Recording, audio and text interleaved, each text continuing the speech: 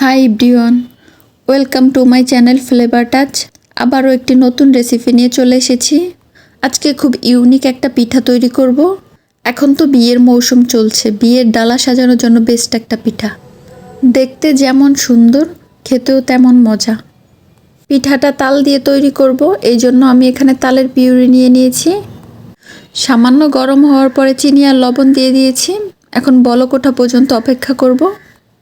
বলক এসে গেছে, এখন চালের গুঁড়ো দিয়ে দিব। চালের গুঁড়োর সাথে আমি সামান্য পরিমাণে ময়দা অ্যাড করেছি। অল্প অল্প করে চালের গুঁড়ো অ্যাড করব, একসাথে সব দিয়ে দিলে বেশি হয়ে যাবে। আমি যতটুকু পরিমাণ চালের গুঁড়ো দিয়েছি আমার তালের পিউরির সাথে ঠিকঠাক হয়েছে, আর দিতে হয়নি।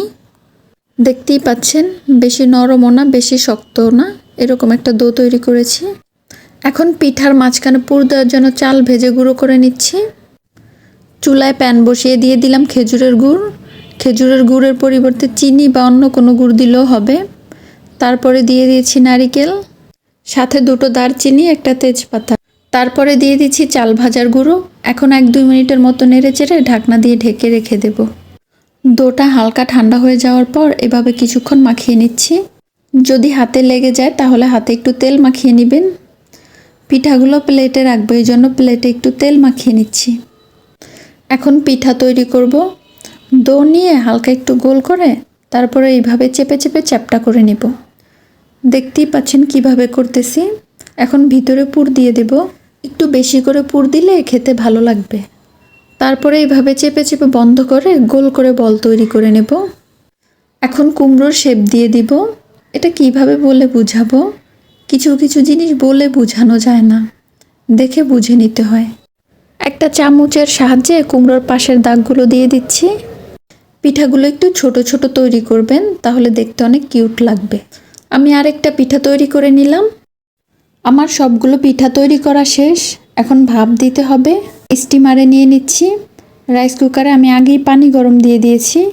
পানিতে বলক আসলে স্টিমারটা বসিয়ে দিব, তারপর ঢাকনা দিয়ে ঢেকে দেব।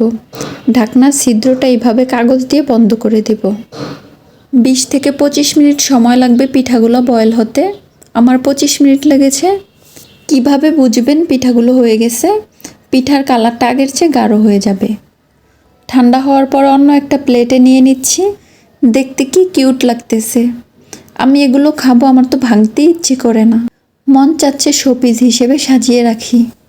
হলুদের ডালায় যদি এমন কিউট কিউট পিঠাগুলো থাকে, সবাই অবাক হয়ে যাবে রেসিপি জানার জন্য।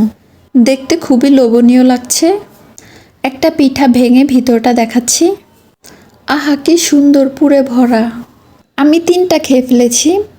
তালের আর চাল ভাজার ফ্লেভার মিলে পিঠা খাওয়ার মজা আরও কয়েক গুণ বাড়িয়ে তুলছে। আজকে এ পর্যন্তই। আবার সুন্দর একটি রেসিপি নিয়ে হাজির হব। ভিডিওটি ভালো লাগলে লাইক কমেন্ট শেয়ার করবেন। ধন্যবাদ।